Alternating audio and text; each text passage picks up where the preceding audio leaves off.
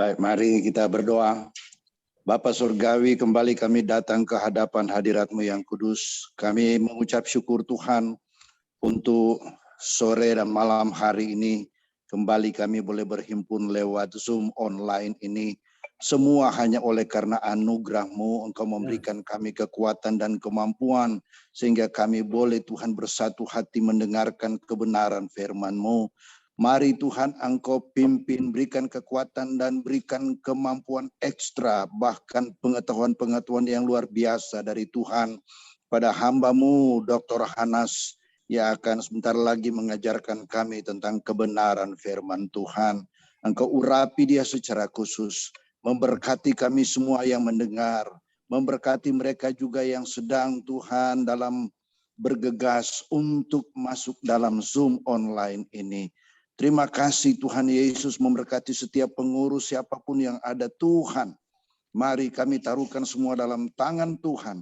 Kiranya berkat-berkat jasmani maupun terutama berkat-berkat rohani kami boleh terima lewat kebenaran firman-Mu di dalam kehidupan kami sehari-hari. Engkau pimpin acara ini dari awal, pertengahan sampai akhirnya. Semuanya kami serahkan dalam tangan Tuhan. Di dalam nama Yesus kami berdoa dan mengucap syukur. Haleluya. Amin. Terima kasih doa dan langsung kita pada sore hari ini kepada Hanas, silakan.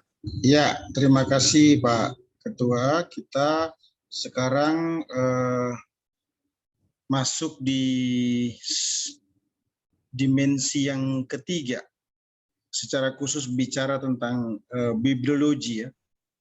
Bicara tentang bibliologi. Nah, bibliologi ini materinya banyak sekali dan ini merupakan materi yang sangat penting untuk mahasiswa terutama ya. Nah, bibliologi itu bicara tentang Bible, kira-kira begitulah ya, Alkitab. Ajaran tentang Alkitab dan hal-hal yang berkorelasi makanya namanya bibliologi CS. Alkitab ini merupakan kitab suci yang dijadikan pegangan atau pedoman hidup orang yang menerima Yesus Kristus ya, secara pribadi sebagai Tuhan atau Juru Selamat. Namun di sisi yang lain ada keraguan terhadap isi Alkitab itu yang menjadi problem. Nah, ini harus dihindari. Alkitab dipelajari untuk dipahami dan dilakukan. Namun di sisi yang lain ada juga yang mempelajari Alkitab untuk mendaftarkan semua kesalahan, semua pertentangan yang tampaknya ditemukan di dalam Alkitab. Jadi bukan betul-betul kesalahan atau pertentangan, tapi tampaknya saja ya. Nah, pandangan ortodoks itu percaya bahwa Alkitab adalah firman Allah, kebenaran yang bersifat absolut dan objektif. Mendapat tantangan tentunya baik dari kelompok liberal yang bebas menafsirkan Alkitab maupun neo-ortodoks. Neo-ortodoks itu artinya ortodoks yang baru ya, bukan ortodoks yang sesungguhnya. Kalau ortodoks itu kan yang benar sebenarnya. Ya baik, kita mulai dengan peristilahan. Alkitab itu adalah istilah yang digunakan untuk Perjanjian Lama dan Perjanjian Baru ya. Kemudian biblion. Biblion itu istilah yang sama juga digunakan, Bible, Bibel gitu ya. Atau buku atau gulungan, artinya Bibel atau Bible itu artinya gulungan atau buku ya, Lukas 4 ayat 17. Kemudian selain itu skriptura. Nah, skriptura ini dipakai dalam Perjanjian Baru untuk menyatakan Perjanjian Lama yang diinspirasi oleh Allah. Bisa dicek dalam Roma 3 ayat 2 dan 2 Petrus 3 ayat yang ke-6 ya. Kemudian juga disebut firman Allah. Jadi Alkitab itu disebut firman Allah, Alkitab itu disebut Biblion, Alkitab itu disebut skriptura, Alkitab itu juga bisa disebut firman Allah. Nah, ini dipergunakan untuk menyatakan tentang Perjanjian Lama dan Perjanjian Baru ya. Jadi firman Allah itu digunakan untuk menyatakan itulah PL, itulah PB. Dalam Matius 15 ayat 6, Yohanes 10 ayat 35 maupun Ibrani 4 ayat 12 ya. Nah, ada beberapa pandangan yang harus kita perhatikan terkait dengan Alkitab ya. Pertama itu kalau kita cek zaman bapak-bapak gereja ya. Nah, pengetahuan tentang Alkitab itu sangat sederhana pada waktu itu. Sangat sederhana sekali ya. Mereka yakin bahwa perjanjian lama adalah firman Allah, begitu juga mereka suka mengutip perkataan Tuhan Yesus dan tulisan Paulus. Itu bapak-bapak gereja, tidak ada pertentangan ya. Kemudian zaman apologetik atau para teolog di abad kedua, abad ketiga ya. Muncul ajaran-ajaran sesat yang membuat mereka atau para apologetik ini memikirkan betapa Alkitab adalah pegangan yang teguh. Ingat bahwa Alkitab PL dan PB di abad 1 itu tidak pernah ada masalah. Nanti di abad kedua dan abad ketiga mulai Alkitab itu diobok-obok, mulai digoyang-goyang, mulai dicari, mulai diplesetkan pengertian pemahamannya, ditafsirkan berdasarkan kepentingan, bukan lagi berdasarkan maksud penulis teks. Ingat, kita harus melihat teks Alkitab itu berdasarkan maksud si penulis Alkitab. Misalnya Injil Matius harus dipahami berdasarkan maksud si Matius ketika menulis, bukan maksud kita di masa kini. Walaupun ada korelasi atau implementasi terkait yang bisa kita lihat. Pertama yang perlu kita perhatikan terkait dengan zaman apologetika itu namanya ebionitisme. Ebionitisme ini adalah kelompok yang mencampurkan ajaran Kristen dengan Yudaisme, yang menyatakan bahwa Yesus manusia semata-mata. Jadi Yesus itu tidak ilahi, Yesus itu cuma manusiawi. Saya ulangi, Yesus tidak ilahi, Yesus itu cuma manusiawi. Nah, ini sudah muncul di abad kedua dan abad ketiga ya. Jadi kalau pemahaman ini muncul lagi, sebenarnya itu bisa dikatakan apa? New ebionitisme. Ebionitisme yang baru, karena ebionitisme sesungguhnya kan itu ada di abad kedua, abad ketiga. Kemudian yang kedua, Elkesaitisme. Elkesaitisme ini apa? Paham, isme itu kan paham ya, paham yang menolak perjanjian lama, tetapi mengikuti kitab Elkasai. Ada kitab Elkasai ya, nah, tapi PL ditolak.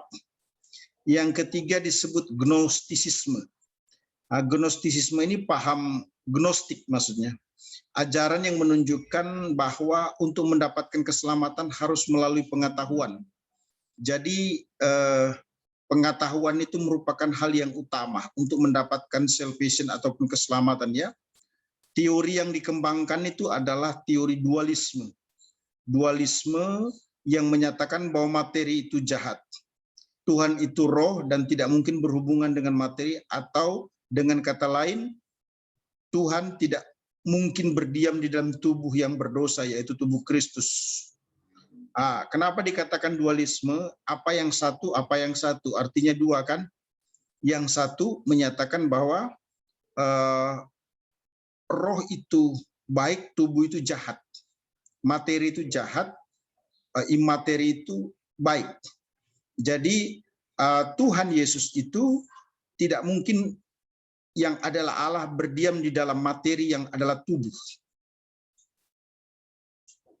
Sebenarnya tekanan utamanya ini ingin menjelaskan karena Yesus itu mengambil tubuh, maka dia tidak ilahi, sehingga menolak keilahian Yesus. Intinya sebenarnya itu paham gnostisisme ini. Nah, Paulus begitu keras menyangkal ajaran gnostisisme ini dalam Kolose pasal 1 ya. Kemudian selanjutnya ada paham yang namanya Marcionis atau Marcionisme. Ini timbul dari gereja sekitar tahun 140 Masehi ya, yang menyatakan bahwa ajaran Paulus tentang Kristus itu bertentangan dengan perjanjian lama. Ada pengajaran Paulus yang diterima tetapi tidak semua ya. Kemudian kitab Lukas direvisi dan menciptakan buku-buku rasul yang baru. Sementara kita paham bersama sekitar tahun 300-an Alkitab itu sudah di close book. Close book artinya tutup buku. Tutup buku bukan hitung-hitungan keuangan sudah selesai, bukan. Tutup buku artinya tidak ada lagi kemungkinan atau dibukanya kitab baru yang akan dikanon, yang diterima sebagai standar firman Allah, gitu ya. Kemudian montanisme atau paham montanis. Montanis itu muncul dari gereja juga. Tokohnya bernama Montanus. Dia merasa mendapatkan ilham dari Tuhan. Suaranya diakui sebagai suara Roh Kudus, gitu ya. Sementara kita memahami bersama-sama bahwa tidak ada lagi yang namanya rasul dalam arti possession. Possession itu beda dengan technical ya.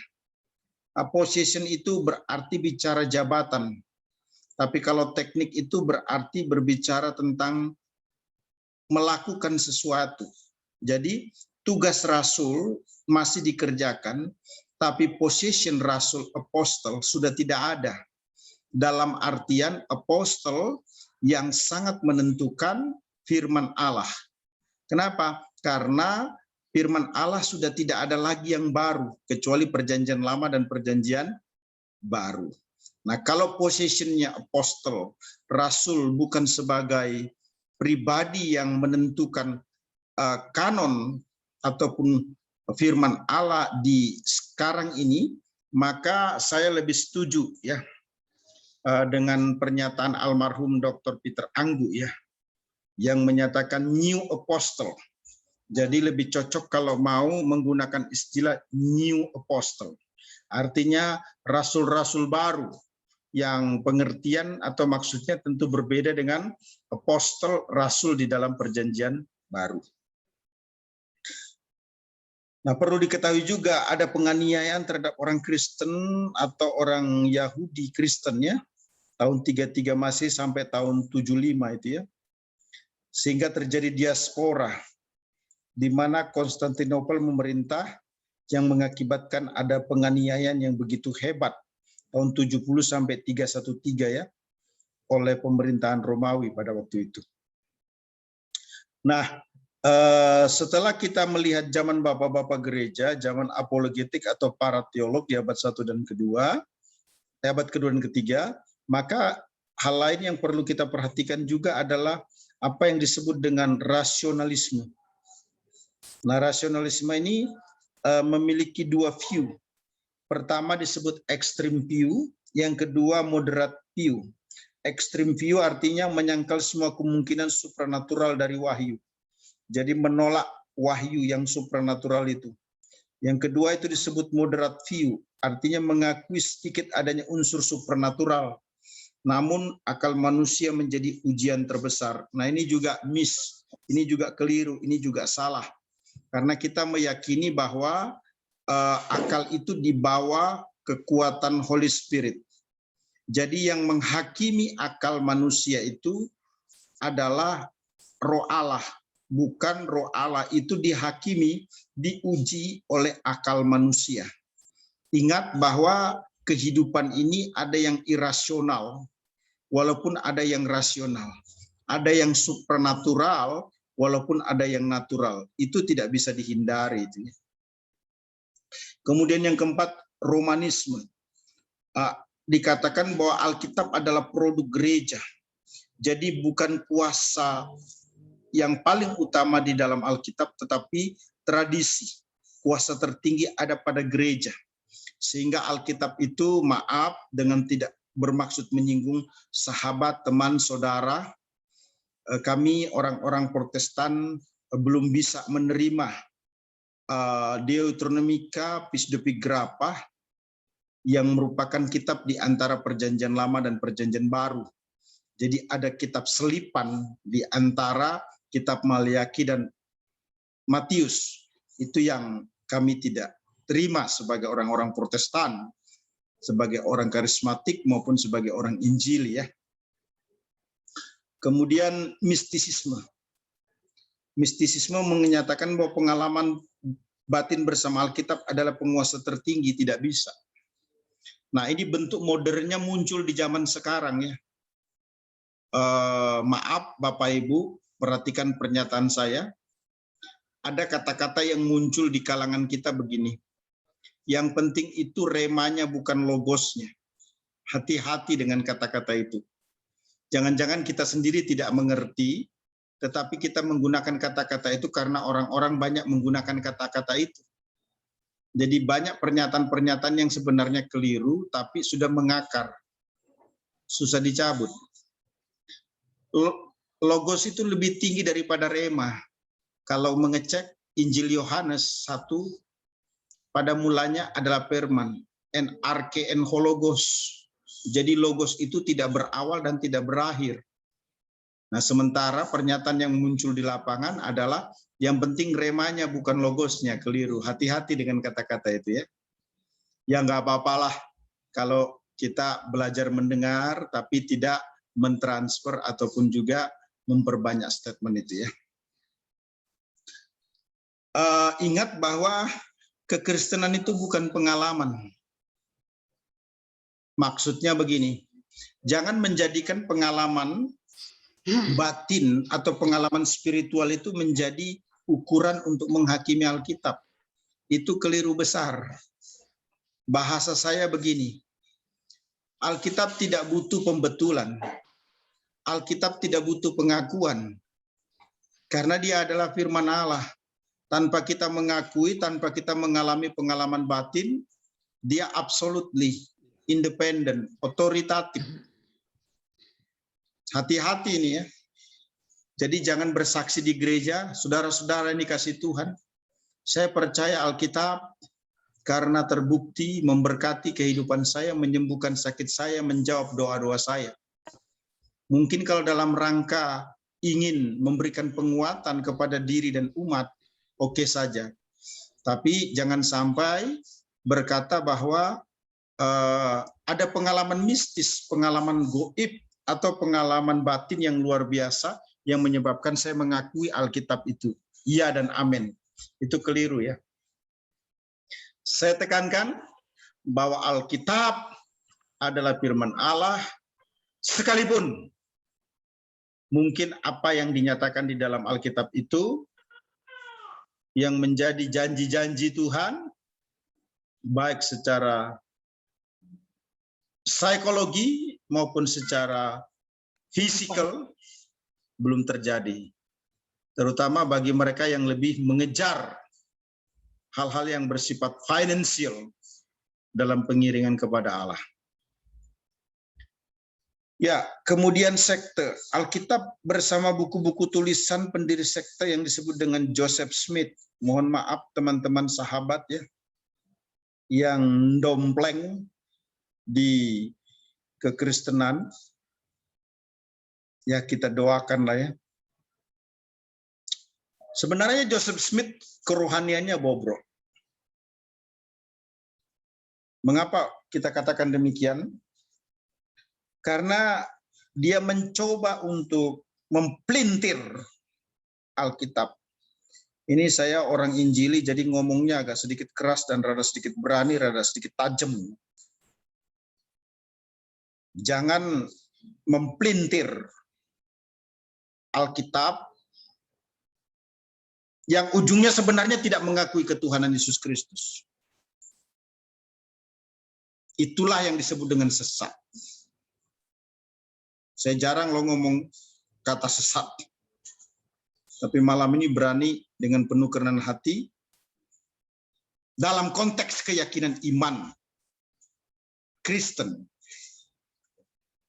Orang yang mencoba menggunakan Alkitab bisa menjelaskan panjang lebar tentang Yesus, tapi menolak ketuhanan Yesus Kristus yang menyerupai kekristenan, mendekati kekristenan, model-model pola-polanya, itu sebenarnya yang harus ditolak. Walaupun tampaknya ada kebaikan yang boleh kita lihat dari komunitas ini. Ya, dengan sangat mohon maaf ya, Alkitab tidak bisa disamakan dengan buku-buku yang ditulis oleh siapapun,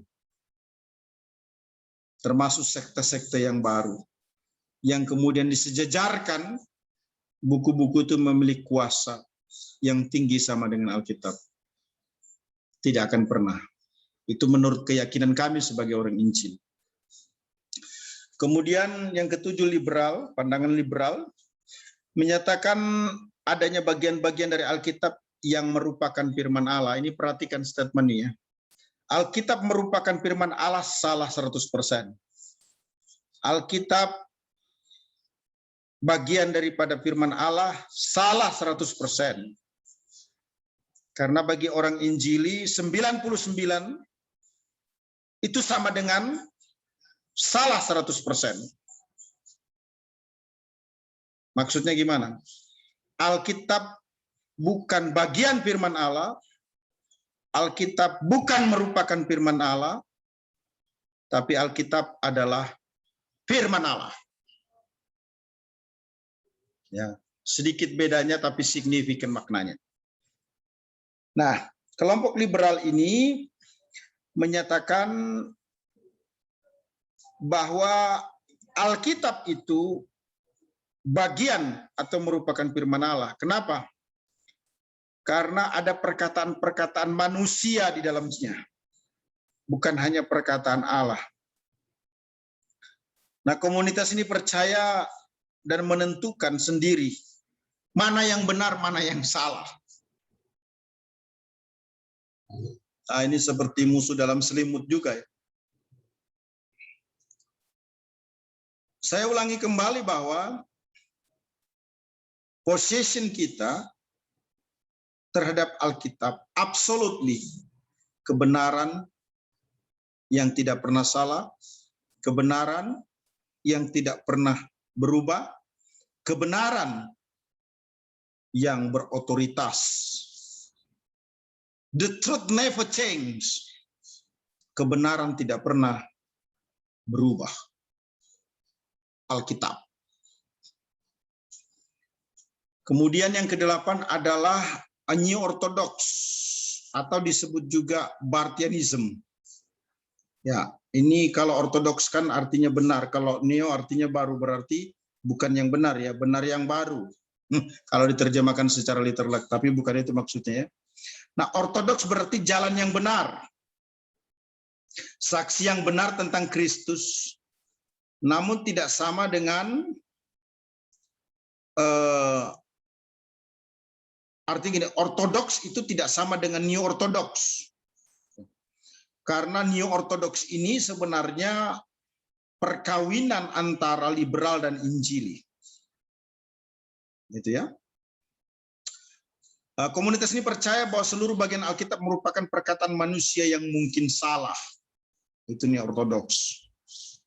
Tetapi ketika seseorang membaca Alkitab, Tuhan dengan caranya memakai setiap perkataan tersebut sehingga melalui kata-kata tersebut si pembaca menerima di dalam akal pikirannya perkataan Tuhan yang benar.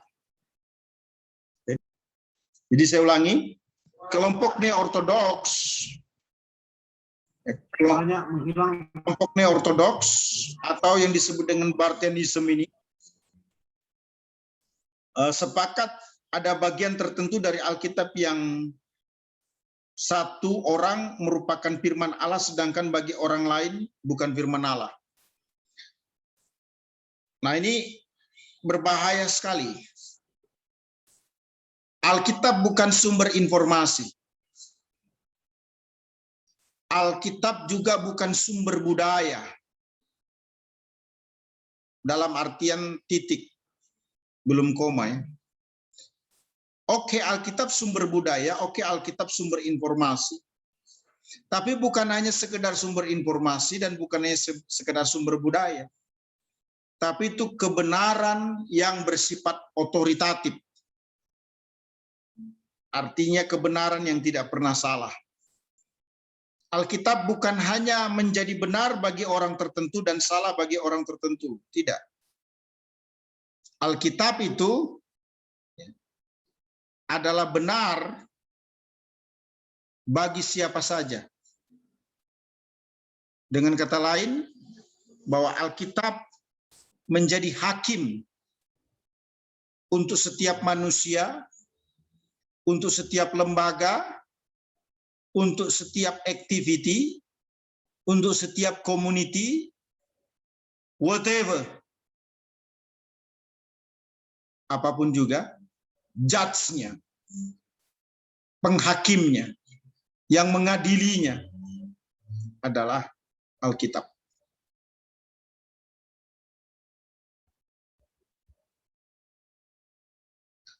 Baik. Kemudian yang ke-9 adalah ortodoks. Kelompok ini secara tegas menyatakan bahwa seluruh Alkitab, setiap kata dari Alkitab adalah firman Allah yang menyatakan kebenaran dari Tuhan. Absolutely, mutlak. Tidak ada bagian dari Alkitab yang tidak diinspirasikan oleh Allah. Alkitab adalah firman Allah. Alkitab sajalah satu-satunya kuasa mutlak yang tertinggi. Dan ini posisi yang kita pegang bersama-sama ya. Kemudian yang ke-10 disebut infabilitas dan ineransi Alkitab. Nah, ada beberapa istilah penting dalam doktrin Alkitab. 2 di antaranya adalah infabilitas dan ineransi. Yang dimaksudkan dengan infabilitas atau infallible ya, adalah bahwa Alkitab memiliki otoritas yang absolut yang tidak bercacat. Tidak ada cacatnya ya. Tidak akan pernah gagal. Tidak akan pernah kurang atau kalah untuk menyatakan kebenaran. Dia menjadi hakim dan memberikan pernyataan statement yang unggul melebihi apapun. Setiap pengajarannya tidak dapat diganggu-gugat, paten, tidak menyesatkan, dan tidak dapat dikontradiksikan serta disangkal kebenarannya.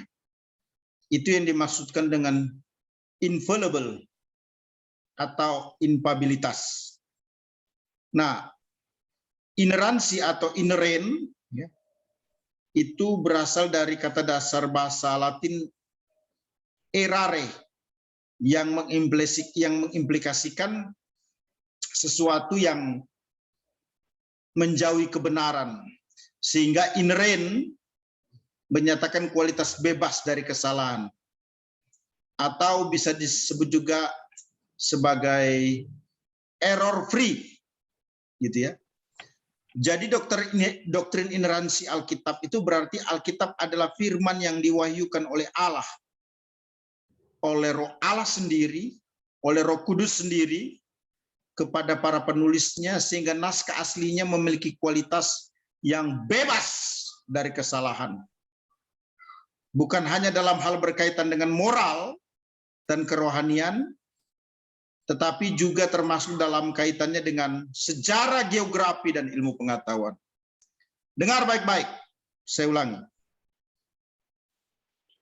Possession saya, dan kita semua sebagai orang Injili, adalah the Bible is inerrancy. Jadi Alkitab itu tidak salah atau ketaksalahan Alkitab. Apa meaning daripada ineransi itu? Alkitab adalah firman Allah yang diwahyukan oleh Allah sendiri, diilhamkan oleh Roh Kudus kepada para penulis, sehingga naskah aslinya memiliki kualitas yang bebas dari kesalahan. Bebas dari kesalahan ini bukan hanya berkaitan dengan moral, kerohanian, tapi juga berkaitan dengan sejarah, geografi, dan ilmu pengetahuan. Bukankah Alkitab itu tidak turun dari surga, tapi diwahyukan? Iya. Roh Kudus menguasai, mengendalikan, mengontrol setiap para penulis, sehingga tidak melakukan kesalahan. Yang ke-11 disebut dengan ICBI, ya, the International Council on Biblical Inerrancy. Sebutlah ICBI adalah suatu organisasi yang didirikan di California pada tahun 1977 ya. Organisasi ini memiliki tujuan untuk menjelaskan dan memberikan aplikasi dari doktrin ineransi Alkitab. ICBI ini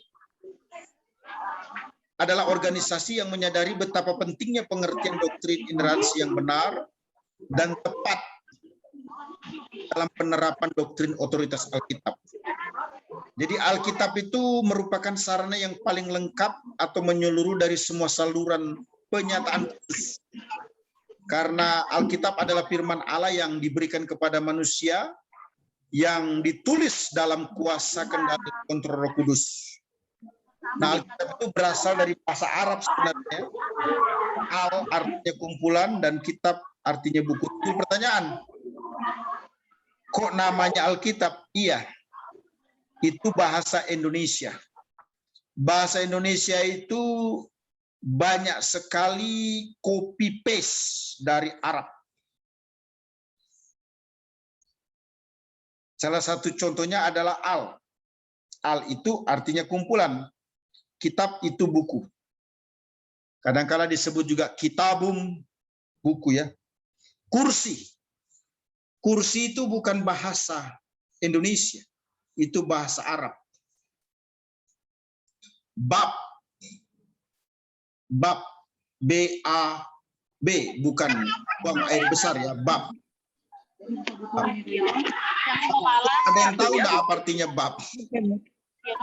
Rasanya jawabannya bisa salah semua deh kalau nggak mengerti bahasa Arab. Bab itu artinya pintu. Jadi bab 1 itu sebenarnya pintu 1, pintu 2, pintu 3, pintu 3, pintu 4, kira-kira gitu ya.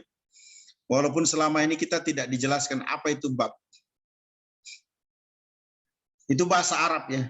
Jadi terlalu banyak bahasa Indonesia ini yang copy from Arab. Kenapa? Karena majority Indonesia adalah Islam ya. Oke, Alkitab dalam bahasa Inggris disebut Bible. Dalam bahasa Indonesia disebut Biblia, artinya buku-buku. Nah, Alkitab itu terdiri dari Perjanjian Lama 39 kitab dan PB 27 kitab. Bahasa Alkitab yang digunakan dalam Perjanjian Lama menggunakan bahasa Ibrani, sebagian kecil itu Aramaik, dan untuk bahasa PB itu menggunakan Yunani atau disebut Koine. Alkitab bukan hasil dikte dari Allah ya. Ya, Bapak Ibu mungkin ada yang seusia saya, waktu sekolah di SD, anak-anak tulis ya, ibu guru mau baca. Karena zaman dulu kan susah buku dan sulit fotokopi. Budi pergi ke pasar bersama dengan ibu untuk membeli sayur. Tulis. Itu namanya apa? Dikte. Ya. Nah, Alkitab bukan hasil dikte dari Allah, melainkan Allah berkenan untuk memakai manusia sebagai alatnya dengan cara Roh Kudus mendorong orang-orang menulisnya. Jadi Bible yang Anda pegang itu bukan didikte, tetapi menggunakan potensi kemampuan manusiawi. Mari jurang, makan jadi pisang. Ada dalam kontrol kendali Roh Kudus. Ingat bahwa tidak pernah orang berbicara menulis firman Allah tanpa dorongan Roh Allah. Perhatikan itu ya, 2 Petrus 1 ayat 21. Sebab tidak pernah nubuat dihasilkan oleh kehendak manusia, tetapi oleh dorongan Roh Kudus. Orang-orang berbicara atas nama Tuhan. Ingat, tidak ada lagi orang yang diilhami oleh Allah untuk menulis wahyu baru. Dan kalaupun dulu ada, itu karena dorongan Roh Kudus, bukan atas keinginan manusia. Maksudnya apa? Ingin memberikan tendensi yang begitu strong bahwa Alkitab itu ditulis dalam bahasa manusia atas kendali kekuatan Roh Kudus. Sehingga jangan kaget kalau Injil Matius nuansanya berbeda dengan Injil Yohanes. Nuansanya berbeda dengan tulisan-tulisan Paulus. Kok bisa begitu? Iya. Karena potensi kemampuan yang ada pada diri setiap orang dalam penulisan teks itu terlibat. Tulisan Paulus itu begitu dalam teologianya. Kadangkala susah dipahami. Perlu masuk kelas, mendengarkan kajian eksegesis dari dosen-dosen. Sementara tulisan Yakobus, apalagi tulisan Salomo, sebutlah kitab Amsal, itu very applicative, sangat aplikatif, yang hampir dapat dikatakan tidak membutuhkan kesulitan atau tidak menemukan kesulitan untuk memahami mengertinya lebih jauh. Nah, Alkitab adalah firman Allah. Tujuan dari adanya Alkitab adalah untuk memberitakan salvation, keselamatan kepada semua orang, ya. Alkitab harus dapat dibaca semua orang. Kata-katanya sederhana, dapat dimengerti oleh semua orang yang terdidik dan orang yang kurang berpendidikan sekalipun. Ada kritik-kritik yang sangat tajam yang sudah dilakukan berabad-abad lamanya, yang ditujukan kepada Alkitab sampai hari ini, terutama mengenai ketaksalan Alkitab, ya. Namun positioning kita tetap ineransi, ketaksalahan Alkitab. Nah, pengilhaman Alkitab menyebabkan Alkitab memiliki sifat yang luar biasa yang disebut dengan ketidaksalahan Alkitab atau ketidakgagalan Alkitab, ya. Nah, ketika kita melakukan pembahasan mengenai ketaksalahan Alkitab, maka kita akan jumpai dua istilah yang basically, yaitu infallible,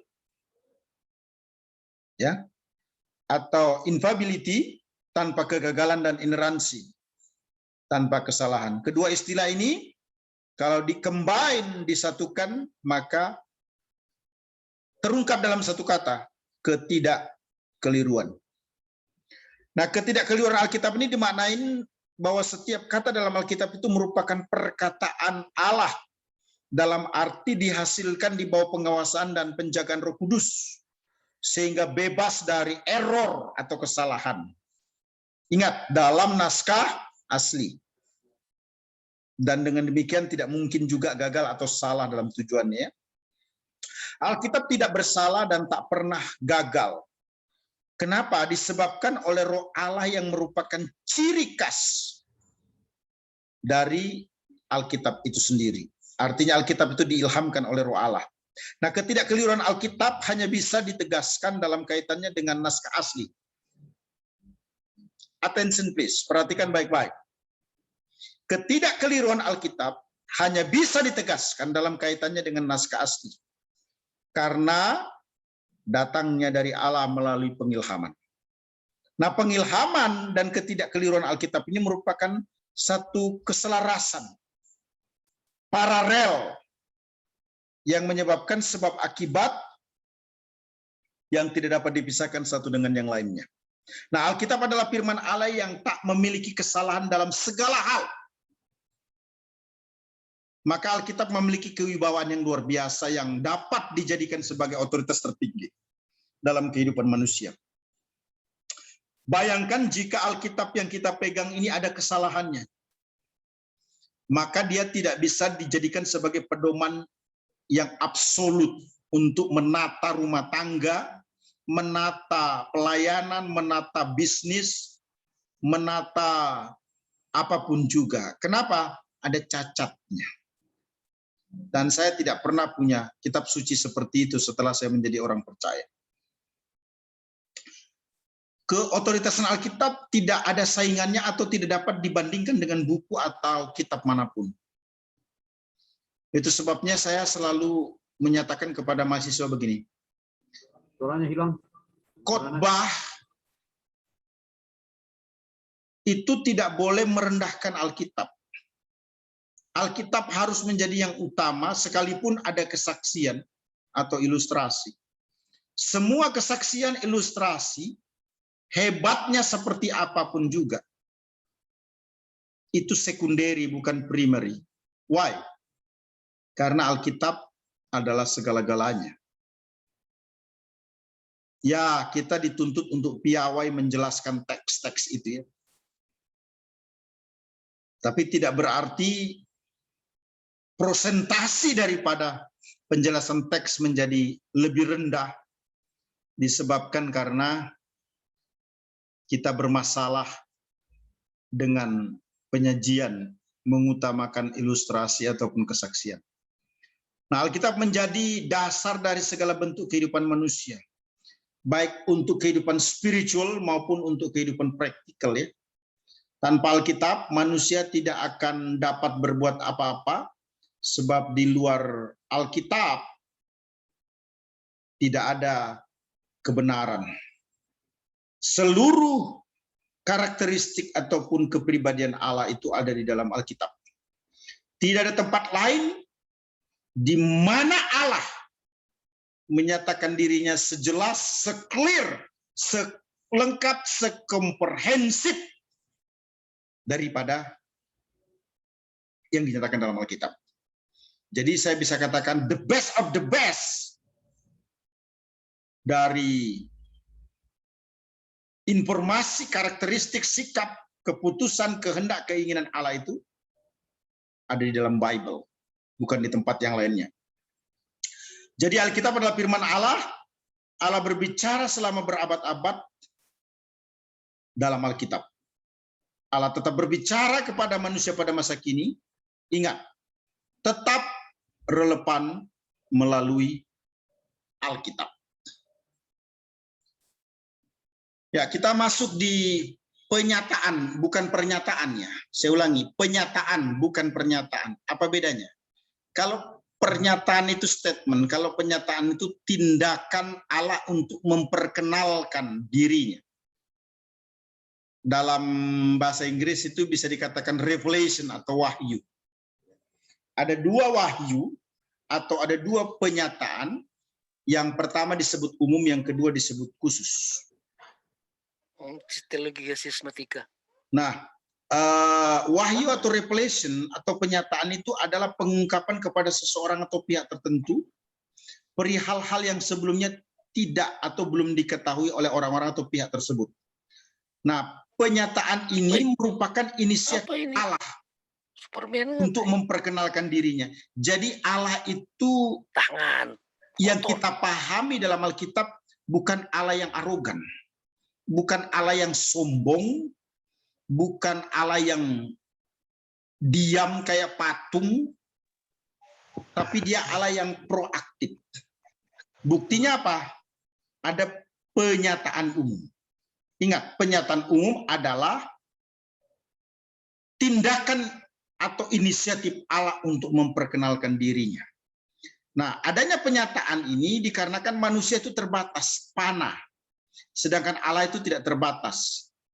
Nah, bila manusia ingin mengenal Allah, maka caranya Allah harus memperkenalkan dirinya dan bersekutu dengan manusia. Bukan manusia berusaha untuk mencari mengenal Allah lebih dulu, melainkan Allah memperkenalkan dirinya dan bersekutu dengan manusia. Nah, siapapun yang belum percaya Yesus harus mengakui penyataan umum atau revelation yang bersifat general. Tindakan Allah untuk memperkenalkan dirinya secara umum. Nah, kenapa? Karena penyataan tersebut atau revelation yang bersifat umum ini menuntun manusia untuk menerima Yesus sebagai Tuhan dan Juru Selamat pribadi.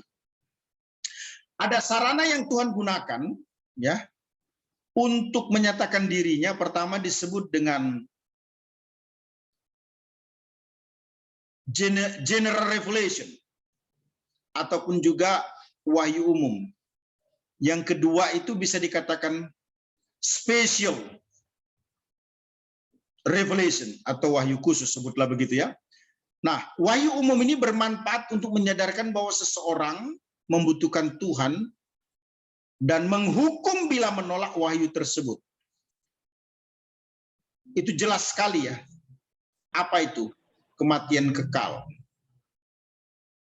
Tetapi iman kepada Kristus dapat menyelamatkan.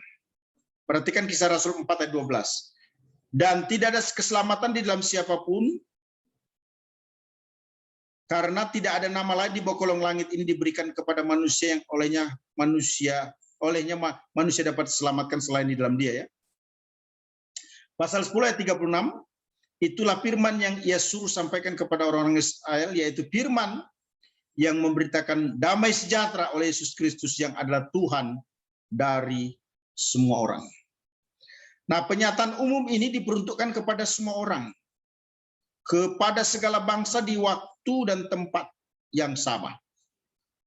Wahyu umum ini merupakan tindakan Allah untuk menyatakan dirinya secara umum. Nah, bagaimana tahu yang namanya general revelation itu? Wahyu umum itu. Pertama kita cek, alam semesta menyatakan karya atau menjadi saksi keberadaan Allah. Mau pakai teori apapun juga, argumentasi semakin hebat seperti apapun, keblinger manusia itu.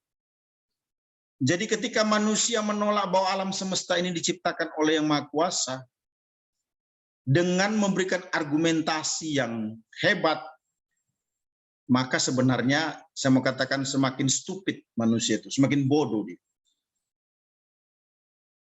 Begini, maaf nih ya, tidak bermaksud menghakimi. Kenapa teori Darwin itu, manusia berasal dari kera, itu populer di Indonesia?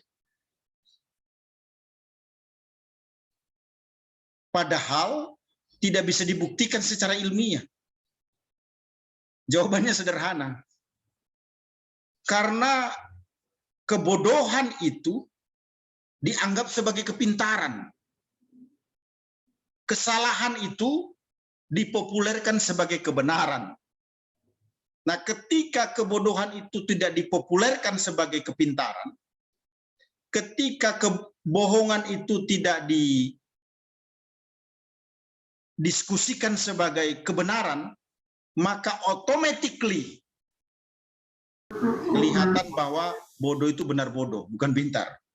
Salah itu benar salah, bukan benar. Gitu ya. Alam semesta ya. Nah, biblical foundation-nya itu bisa dilihat dalam Roma 1 ayat 18 sampai 21. Saya bacakan secara cepat tadi ya. Sebab murka Allah nyata dari sorga atas segala kefasikan dan kelaliman manusia yang menindas kebenaran dengan kelaliman. Perhatikan. Karena apa yang dapat mereka ketahui tentang Allah nyata bagi mereka, sebab Allah telah menyatakan kepada mereka.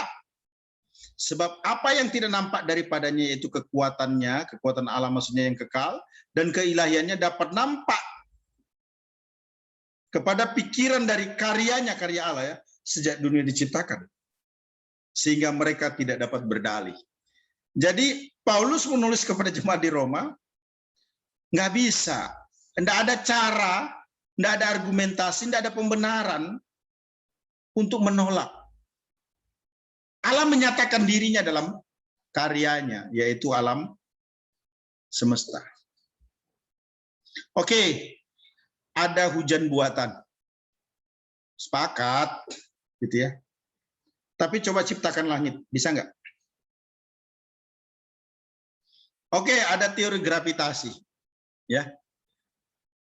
Coba jatuhkan diri dari pesawat tanpa peralatan yang bisa membantu. Berani nggak? Pasti mati. Artinya bahwa ada satu kekuatan yang memang tidak bisa dikendalikan, yaitu Allah yang menciptakan langit dan bumi. Coba rubah 24 jam ini menjadi 22 jam dalam satu hari. Bisa nggak manusia? Nggak bisa. Semua sistem yang terjadi di alam semesta ini, temuan teknologi bagaimanapun juga, bisa nggak mengubahnya? Nggak bisa. Itu menunjukkan ada Allah yang mengendalikan di balik semua kejadian atau peristiwa ini.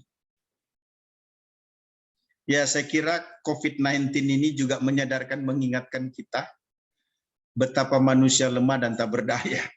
Butuh Sang Pencipta, belas kasihan, kemurahan, pengampunan, dan berkat dari Yang Maha Kuasa. Cara Allah untuk menyatakan dirinya salah satunya di akhir zaman ini, sebutlah itu COVID-19. Ya, Mazmur 19 ayat 1-6. Untuk pemimpin biduan Mazmur Daud, langit menceritakan kemuliaan Allah dan cakrawala memberitakan pekerjaan tangannya. Jadi jelas tuh, alam semesta ada fokusnya kepada Allah. Ayat 3, hari meneruskan berita itu kepada hari. Jelas sekarang ada Senin, Selasa, Rabu, Kamis, Jumat, Sabtu, Minggu. Dan malam menyampaikan pengetahuan itu kepada malam. Iya. Dari malam kepada malam, dari pagi kepada pagi. Ayat 4, tidak ada berita dan tidak ada kata, suara mereka tidak terdengar. Ayat 5, tetapi gema mereka terpancar ke seluruh dunia dan perkataan mereka sampai ke ujung bumi. Ia memasang kemah di langit untuk matahari yang keluar bagaikan pengantin laki-laki dan keluar dari kamar. Girang bagaikan pahlawan yang hendak melakukan perjalanannya. Selanjutnya, Mazmur 29 ayat 5-8. Suara Tuhan mematahkan pohon aras. Bahkan Tuhan menumbangkan pohon aras Libanon. Pohon itu dijelaskan, isi alam semesta. Ia membuat gunung Libanon melompat-lompat seperti anak lembu dan gunung Sirion seperti anak banteng. Suara Tuhan menyemburkan nyala api. Ya, api itu siapa yang bisa ciptakan? Bukan karena panas ketemu panas, tapi pasti ada awalnya, Allah. Dalam kitab Kejadian. Ayat 8, suara Tuhan membuat padang gurun gemetar. Tuhan membuat padang gurun Kades gemetar. Pasal 145 ayat 9, Tuhan itu baik. Perhatikan. God is good God. Allah itu baik. Kepada semua orang. Penuh rahmat terhadap segala yang dijadikannya. Fakta konkret yang kedua, segala yang terjadi dalam hidup manusia itu merupakan cara Allah untuk menunjukkan keberadaannya yang mendatangkan kebaikan. Itu sebabnya Roma 8 ayat 28 berkata, kita tahu sekarang bahwa Allah turut bekerja dalam segala sesuatu untuk mendatangkan kebaikan. Bagi mereka yang mengasihi Dia, yaitu bagi mereka yang terpanggil sesuai dengan rencana Allah. Berapa banyak di antara kita kalau berhitung hidup dari gaji tidak cukup. Tapi ada yang namanya rezeki, tetap bisa eksis dan survive. Itulah yang disebut dengan Allah ada untuk menyatakan kebaikan. Berapa banyak di antara kita yang mengalami situasi kondisi yang buruk, ya, tetapi dari peristiwa-peristiwa itu justru menemukan kebaikan. Ya, saya mengulang kembali, Bapak Ibu, bahwa Allah menyatakan dirinya untuk memperkenalkan dirinya supaya manusia menyadari bahwa Dia ada, hidup dan berkuasa. Di General Revelation bagian kedua ini saya menyatakan segala yang terjadi dalam hidup manusia merupakan cara Allah untuk menunjukkan keberadaannya yang mendatangkan kebaikan. Berapa banyak di antara kita setelah mengalami peristiwa yang pelik, yang berat, hingga pada satu situasi atau kondisi berkata bahwa puji Tuhan.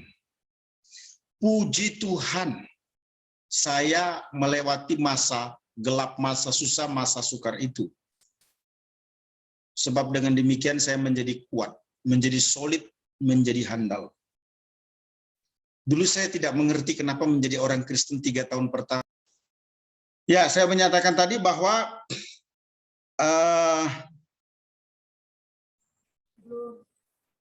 kita kadang-kala paham atau mengerti nanti kebaikan atau berkat Tuhan itu setelah kita mengalami proses yang panjang. Ya. Bisa terjadi seperti itu. Kemudian yang ketiga adalah kehidupan yang terpelihara memperkuat adanya Allah yang memenuhi segala keperluan manusia. Ya. Bagaimana manusia itu dengan kemampuannya pasti ada kurangnya. Ada yang dia butuhkan yang dia tidak bisa lakukan atau dapatkan dengan upaya sendiri. Ingin menekankan bahwa manusia itu butuh Tuhan. Ya. Kalau orang sakit dengan dokter pasti beres, maka Tuhan tidak dibutuhkan. Tapi banyak dokter yang mengatakan kepada pasien atau keluarganya suruh pulang aja ke rumah. Tapi terjadi kebaikan pertolongan Tuhan. Artinya apa? Allah bisa menyatakan dirinya dalam karyanya. Nah, Kolose 1 ayat 17 berkata, ia ada terlebih dahulu dari segala sesuatu. Dan segala sesuatu ada di dalam dia. Bahkan Filipi 4 ayat 19 berkata, Allahku akan memenuhi segala keperluanmu menurut kekayaan dan kemuliaannya dalam Kristus Yesus Tuhan kita. Yang keempat adalah moral yang dimiliki manusia merupakan pemberian dari sifat atau gambar Allah. Begini, sejahat-jahatnya manusia, sebutlah orang yang tidak mengenal Tuhan, di dalam lubuk hatinya yang paling dalam, dia ingin berbuat baik. Pembunuh sekalipun punya hati nurani. Jadi tidak ada manusia di dunia ini yang tidak memiliki gambar Allah. Dalam bahasa teologi disebut imago Dei. Imago Dei itu adalah sisa-sisa gambar Allah. Apakah orang itu percaya Tuhan atau tidak, dia memiliki sifat atau gambar Allah di dalam dirinya. Itu absolutely. Tidak ada yang mengajar kebaikan, tapi manusia itu bisa berbuat baik. Tidak ada yang mengajar manusia itu untuk berbelas kasihan, tapi manusia itu bisa berbelas kasihan. Apakah dia percaya Yesus atau tidak ya? Itulah yang disebut dengan apa? Moral. Nah, moral itu datangnya dari mana? Itu dari Allah. Dalam kemurahan Tuhan, saya satu ketika kerja, bos saya ini mama sayang mama. Mama sayang mama ini artinya dia wanita, tapi punya istri di rumah. Wow, di tempat kerja dia sopan sekali, ramah sekali. Saya jadi kaget. Ada LGBT yang didiskualifikasi oleh banyak orang, ternyata dalam implementasi kehidupan sehari-hari sangat hati-hati untuk melakukan pelanggaran. Walaupun mama dengan mama, mama sayang mama, artinya perempuan menikah dengan perempuan, itu kekeliruan. Nah, ini bicara tentang apa tadi? Moral di dalam diri seseorang. Jadi penyataan umum itu ingin menekankan kepada manusia bahwa Allah memperkenalkan dirinya. Dengan demikian saya nyatakan close. Artinya tidak bisa tidak. Manusia harus sadar ada Allah. Mutlak itu. Kemudian yang kedua disebut penyataan atau revelation khusus atau wahyu khusus Allah ya. Nah, penyataan atau wahyu khusus Allah ini merupakan cara Allah untuk menyatakan dirinya secara khusus berbeda dengan yang umum tadi. Yang dimanifestasikan melalui pribadi Yesus Kristus ya. Kalau kita memperhatikan Yohanes 1 ayat 18, tidak seorang pun yang pernah melihat Allah, tetapi anak tunggal Allah.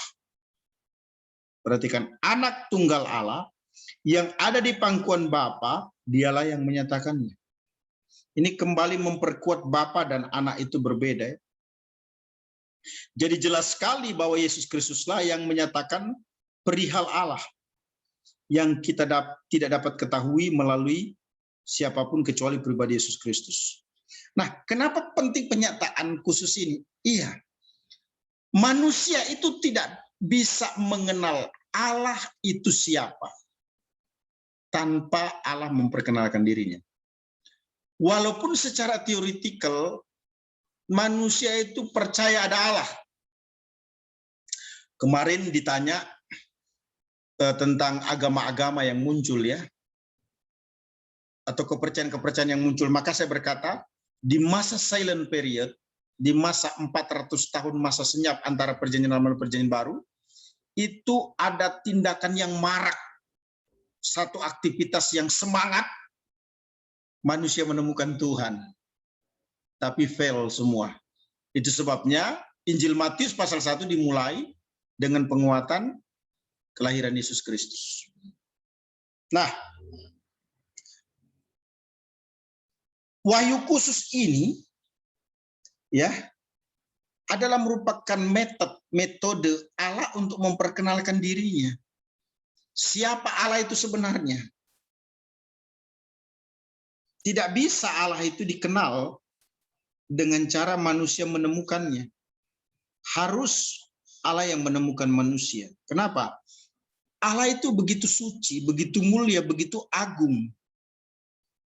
Manusia itu begitu berdosa. Saya umpamakan kalau Adam dan Hawa itu adalah mata air yang beracun, maka semua air yang naik ke permukaan tanah dari sumur itu juga adalah beracun. Itu automatically. Jadi tidak ada reason, alasan, argumen, ergiu apapun yang membetulkan bahwa manusia bisa bertemu dengan Allah yang suci. Harus Allah yang menemui manusia. Nah, ada beberapa cara Allah untuk memperkenalkan firman-Nya atau menyatakan dirinya secara direct, secara langsung terkait dengan Yesus Kristus. Yang pertama itu disebut dengan undi. Undi di masa perjanjian lama sebutlah gitu ya, kadang-kala dipakai untuk menyatakan pikiran atau keputusan Allah kepada manusia untuk menentukan jabatan kerasulan dalam pelayanan dalam perjanjian baru. Jadi ada undi. Nah, itu dikuatkan dalam Amsal 16 ayat 33 ya. Undi dibuang di pangkuan, tetapi setiap keputusan berasal daripada Tuhan. Kisah 1 ayat 23-26 berkata, lalu mereka mengusulkan dua orang Yusuf yang disebut Barsabas dan juga yang bernama Justus dan Matius. Mereka semua berdoa dan berkata, ya Tuhan, Engkaulah yang mengenal hati semua orang. Tunjukkanlah kiranya siapa yang Engkau pilih dari kedua orang ini untuk menerima jabatan pelayanan, yaitu kerasulan yang ditinggalkan Yudas yang telah jatuh ke tempat yang wajar baginya. Lalu mereka membuang undi bagi kedua orang itu, dan yang kena undi adalah Matias. Dan dengan demikian ia ditambahkan kepada bilangan ke-11 rasul itu. Itu penyataan khusus ya. Yang kedua itu bisa pakai Urim dan Tumim. Itu semacam tutup dada itu ya. Yang ada 12 matanya di tubuh para imam itu ya, pakai itu biasanya. Nah, Urim dan Tumim ini sebenarnya apa? Tutup dada yang dipakai imam besar dalam perjanjian lama, bentuknya seperti sebuah persegi 4 dari bahan yang indah yang dilipat 2 dan terbuka. Di atasnya seperti kantong bertatakan 12 batu yang berukiran nama-nama 12 suku bangsa Israel ya. Nah, Urim dan Tumim ini dapat berupa 2 permata yang ditaruh dalam kantong, dipakai untuk menetapkan kehendak atau keputusan Allah. Itu jelas ya dalam Keluaran 28 ayat 30. Dan di dalam tutup dada, pernyataan keputusan itu haruslah kau taruh Urim dan Tumim. Haruslah itu di atas jantung Harun. Apabila ia masuk menghadap Tuhan, dan Harun harus tetap membawa keputusan bagi orang Israel di atas jantungnya di hadapan Tuhan. Bilangan 27 ayat 21 memberikan penguatan juga. Ia harus berdiri di depan Imam Eliezer supaya Eliezer menanyakan keputusan Urim bagi dia di hadapan Tuhan. Atas titahnya mereka akan keluar dan atas titahnya mereka akan masuk. Ia beserta semua orang Israel, segenap umat itu. Jadi Urim dan Tumim itu menetapkan kehendak atau keputusan Allah untuk orang yang dikasihi Allah.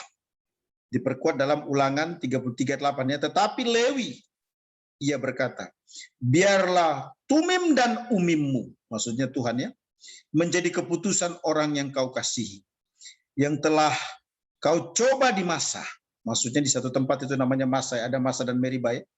Dan dengan siapa engkau berbantah dekat mata air Meribah.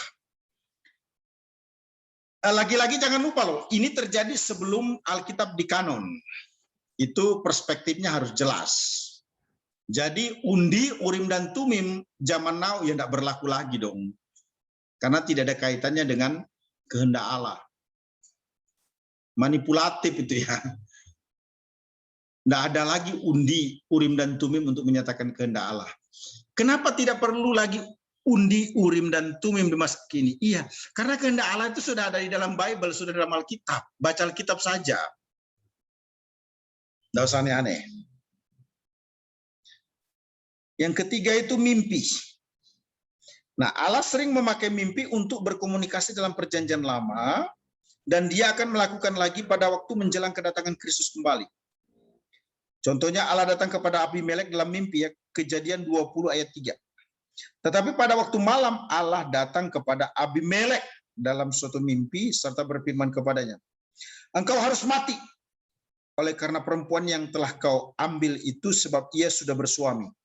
Ayat 6. Lalu berfirmanlah Allah kepadanya dalam mimpi, aku tahu juga bahwa engkau telah melakukan hal ini dengan hati yang tulus, maka aku pun telah mencegah engkau untuk berbuat dosa terhadap aku. Sebab itu aku tidak akan membiarkan engkau menjamah dia, maksudnya istri daripada Abraham. Nah, orang-orang tua itu akan mendapat mimpi sebagai petunjuk Allah. Yoel 2 ayat 28 ya. Kemudian daripada itu terjadi bahwa aku akan mencurahkan rohku ke atas semua orang, maka anak-anakmu laki-laki dan perempuan akan bernubuat. Orang-orangmu yang tua akan mendapat mimpi, turun-turunamu akan mendapat penglihatan-penglihatan. Ini digenapi dalam peristiwa Pentakosta. Nah, Allah datang kepada Laban juga dalam mimpi atau melalui mimpi. Kejadian 31:24. Pada waktu malam datanglah Allah dalam suatu mimpi kepada Laban, orang Aram itu, serta berfirman kepadanya, jagalah baik-baik, supaya engkau jangan mengatai Yakub dengan sepatah kata pun. Yang keempat, melalui penglihatan. Penglihatan ini sebuah penglihatan yang ditekankan adalah apa yang didengar. Jadi kalau penglihatan itu bicara tentang hearing, apa yang didengar. Sedangkan dalam mimpi itu apa yang dilihat. Saya ulangi, kalau penglihatan bicara tentang apa yang didengar, kalau mimpi apa yang dilihat. Nah, manusia itu lebih aktif dalam menerima penglihatan. Mendengar ya, contohnya Nabi Yesaya. Yesaya 1:11. Penglihatan yang telah dilihat Yesaya bin Amos tentang Yehuda dan Yerusalem dalam zaman Uzia, Yotam, Ahaz, dan Hizkia, raja-raja Yehuda. Pasal 6 ayat 11, Yesaya, dalam tahun matinya Raja Uzia, aku melihat Tuhan duduk di atas tahta yang tinggi dan menjulang, dan ujung jubahnya memenuhi bait suci. Itu penglihatan itu ya. Nah, kemudian yang kelima, teofani. Teofani adalah penampakan diri Allah dalam wujud manusia dalam perjanjian lama. Ingat, apa bedanya wujud Allah di dalam PL dengan PB? Kalau wujud Allah dalam PL sewaktu-waktu temporary, tidak permanen.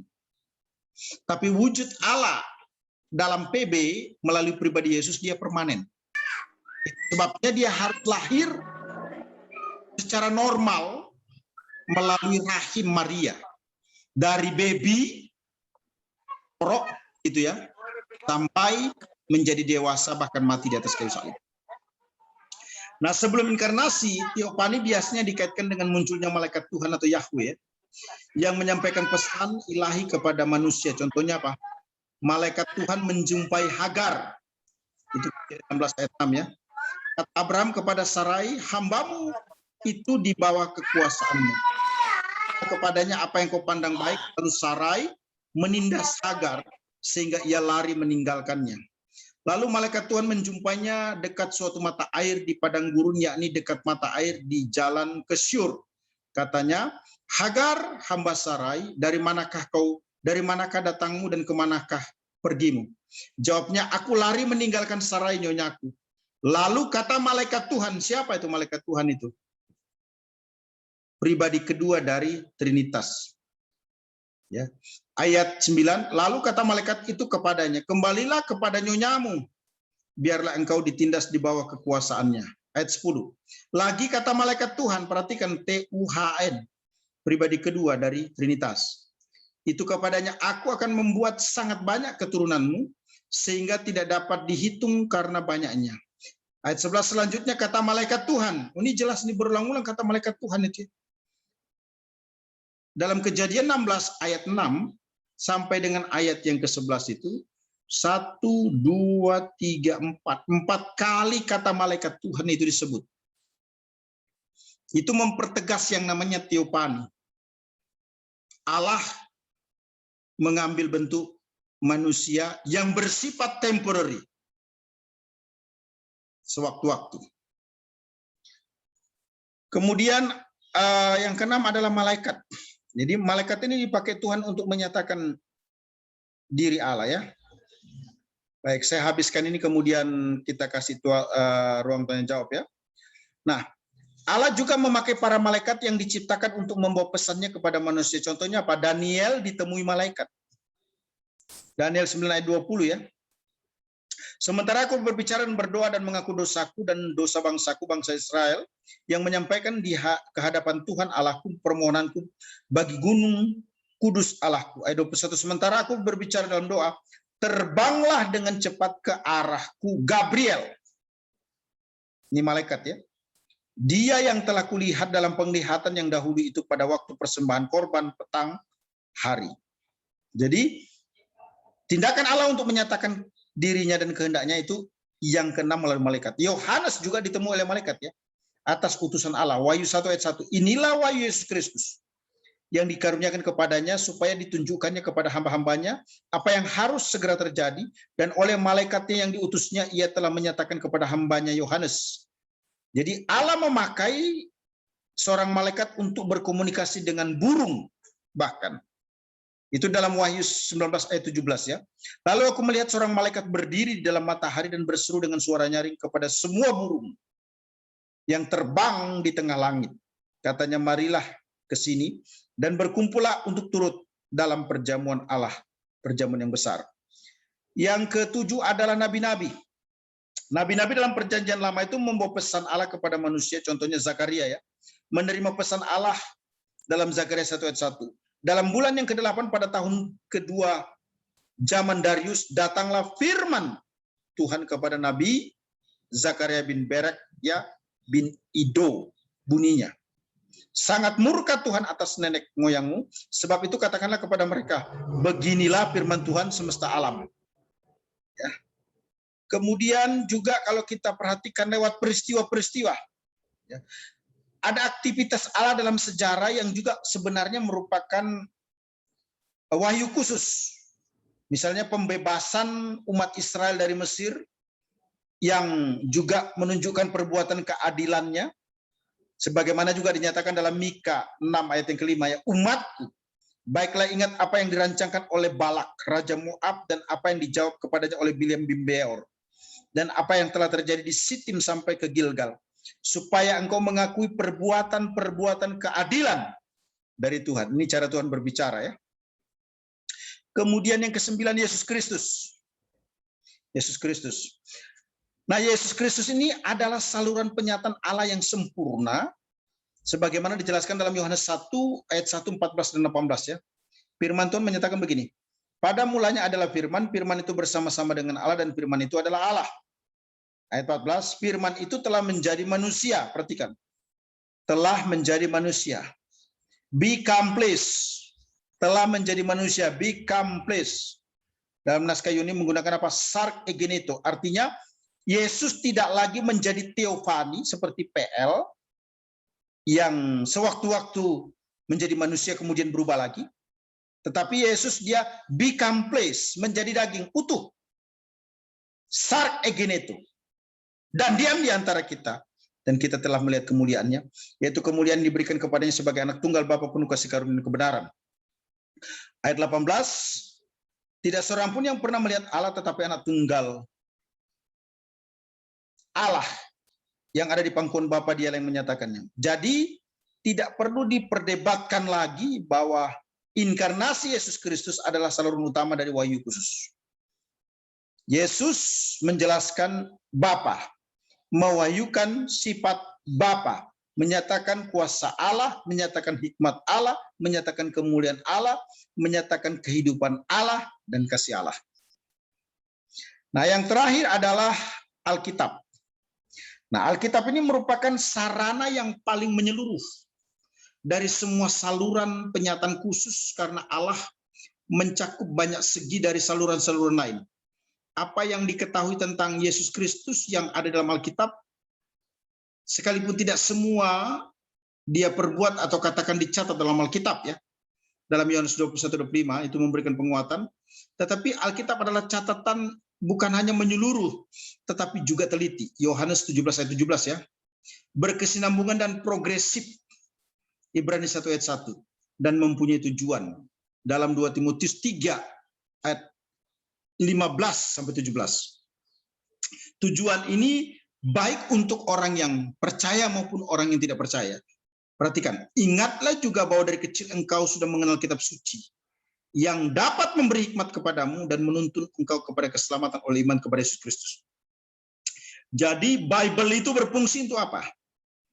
Untuk orang yang tidak percaya, menuntun kepada keselamatan. Yang kedua bagi orang percaya, ayat 16, segala tulisan yang diilhamkan Allah memang bermanfaat. Nah itu bagi orang percaya, untuk mengajar, untuk menyatakan kesalahan, untuk memperbaiki kelakuan, dan untuk mendidik orang dalam kebenaran. Endingnya Alkitab itu bagi orang percaya jadi baik. Dengan demikian ayat 17, tiap-tiap manusia kepunyaan Allah diperlengkapi untuk setiap perbuatan baik. Jadi Alkitab adalah actual knowledge of himself. Artinya pengetahuan yang sesungguhnya dari dirinya sendiri, yaitu dari diri Allah. Sebagaimana dinyatakan dalam 1 Yohanes 5 ayat 19 sampai dengan 12 ayat 9 sampai 12 ya. Kita menerima kesaksian manusia, perhatikan, tetapi kesaksian Allah lebih kuat. Sebab demikianlah kesaksian yang diberikan Allah tentang anaknya. Barang siapa percaya kepada anak Allah, ia mempunyai kesaksian itu di dalam dirinya. Barang siapa tidak percaya kepada Allah, ia membuat dia menjadi pendusta. Karena ia tidak percaya akan kesaksian yang diberikan Allah tentang anaknya. Dan inilah kesaksian itu, perhatikan. Allah telah mengaruniakan hidup yang kekal kepada kita, dan hidup itu ada di dalam anaknya. Kenapa kok dinyatakan ada di dalam anaknya? Karena Yesuslah yang mengeksekusi penebusan itu, bukan yang lain. Ayat 12, barang siapa memiliki anak, ia memiliki hidup.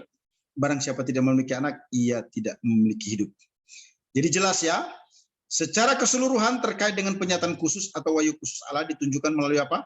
Pertama undi, kedua urim dan tumim, ketiga mimpi, keempat penglihatan, kelima teofani, keenam malaikat, ketujuh nabi-nabi, kedelapan peristiwa-peristiwa, kesembilan Yesus Kristus, dan kesepuluh Alkitab. Ya, terima kasih, cukup presentasi saya. Silahkan saya serahkan kepada the best host kita pada malam ini untuk memandu kita dalam diskusi ya. Ya, baik, terima kasih Dr. Hanas atas materi yang boleh disampaikan malam hari ini. Saya percaya setiap kita semua diberkati. Amin. Kita masuk pada sesi tanya jawab. Masih tersedia waktu 30 menit ke depan. Silakan yang sudah Pendeta Elmo dari Batu. Silakan Pak.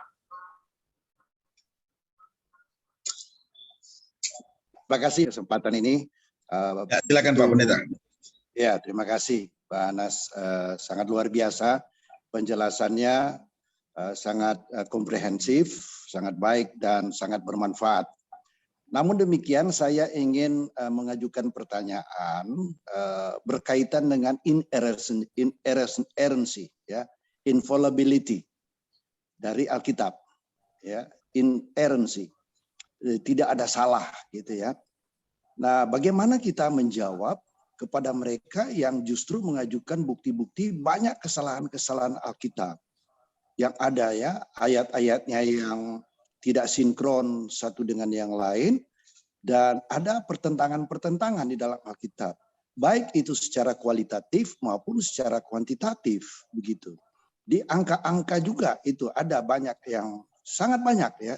Mungkin kalau saya bisa memberikan beberapa contoh, misalnya dari hal-hal yang saya lihat memang perlu kita mengetahui jawaban dari Pak Anas untuk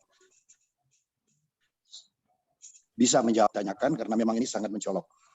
Misalnya dalam Yohanes, ya, dalam kitab Yohanes. Dalam kitab Yohanes ini kan penulisnya satu orang, ya. Yohanes pasal 5 ayat 31. Ya, misalnya, ya, di situ ditulis, "Jika aku menyaksikan dari hal diriku, maka kesaksianku itu tidak benar." Tetapi dalam Yohanes pasal 8, ya, ayatnya yang ke-14, dia berkata begini, "Jika aku menyaksikan dari hal diriku, maka kesaksianku itu benar." Jadi yang pertama tidak benar, yang kedua adalah benar, ya.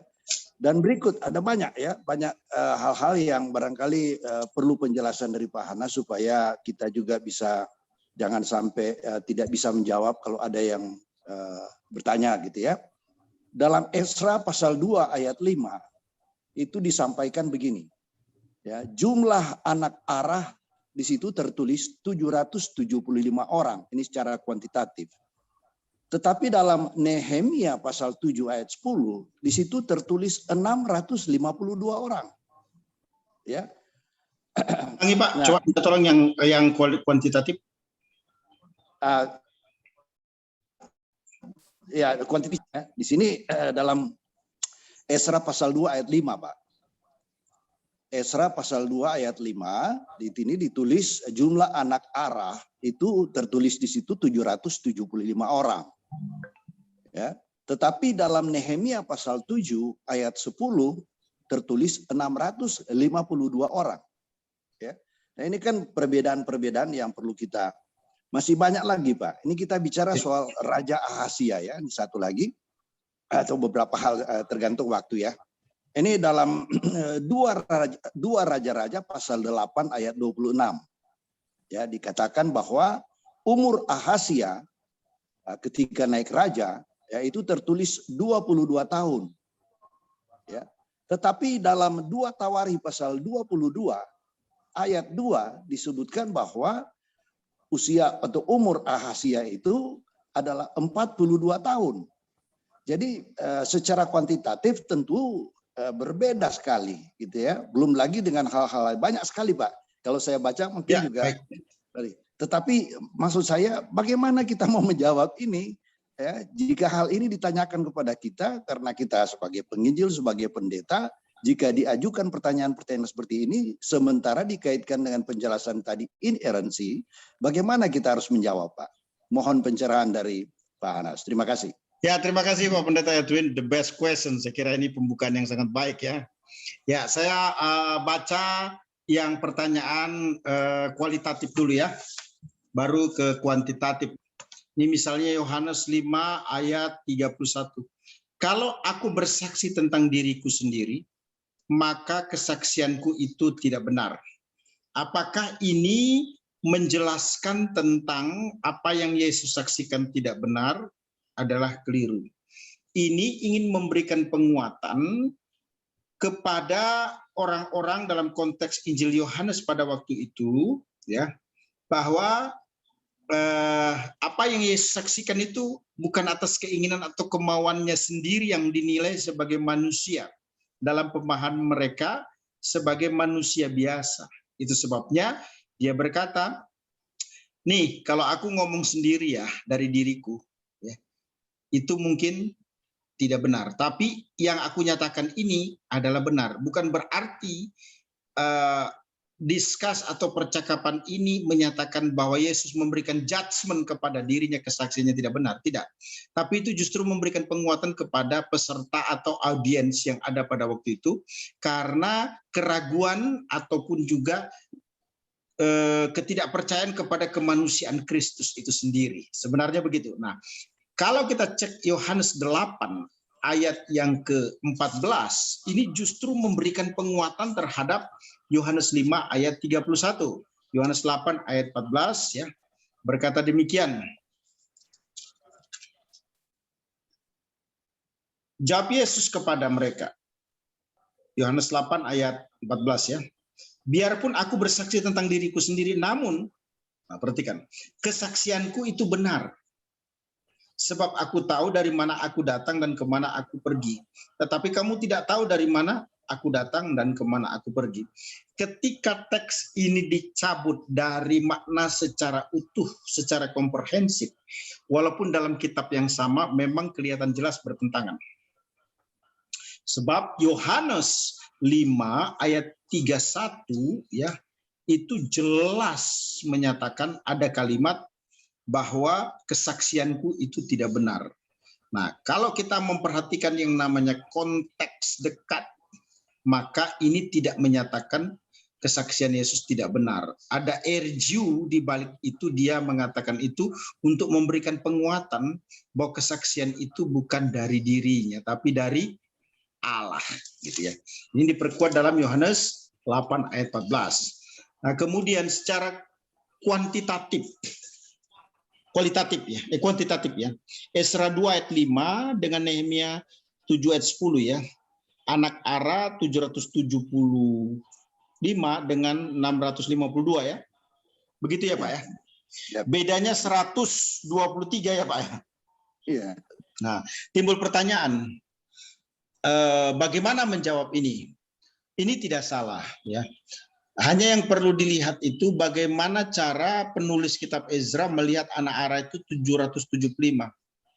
Apakah ada satu keturunan yang tidak dihitung? Maksudnya Nehemia, kita penulis Nehemia. Apakah ada satu bagian atau beberapa bagian dari komunitas keluarga ini yang tidak dihitung? Nah, ketika Nehemia berkata anak Ara itu 652, sementara Ezra berkata anak Ara itu 775, keduanya benar enggak? Jawabannya kedua-duanya benar. Hanya perspektifnya, cara berbicaranya dari angle yang berbeda. Demikian pula umur Ahazia, ya 22 tahun dan 2 tahun berkata 42 tahun. Bedanya itu dari mana? Bedanya itu 20 tahun. Nah, timbul pertanyaan, bagaimana bisa memahami ini? Yang pertama, naskah Ibrani itu, ya kalau kita belajar Powell, ya belajar huruf hidup, di bawah konsonan 1 titik itu namanya hirek. 2 titik sejajar namanya sere. Membentuk segitiga titik namanya segol. Gitu ya. Titik di atas konsonan namanya holem. Ditambah huruf waw ditambah namanya holem waw. Nah, jadi begini. Yang saya mau sampaikan dalam kesempatan ini, naskah asli tidak akan pernah salah.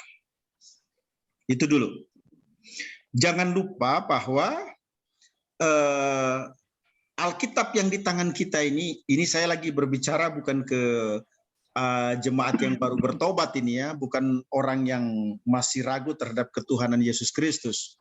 Jadi webinar ini memang tidak diperuntukkan untuk orang yang baru lahir baru sebenarnya ya, tapi orang yang sudah berakar, yang solid, yang ya solid guarantee lah ya, artinya keselamatannya sudah make sure, mantap. Alkitab yang ada di tangan Bapak Ibu itu sebenarnya adalah Alkitab yang merupakan copy paste ataupun juga terjemahan dari satu terjemahan. Nah, tadi saya katakan perbedaan 20 tahun itu bagaimana bisa memahaminya. Mungkin saja dalam naskah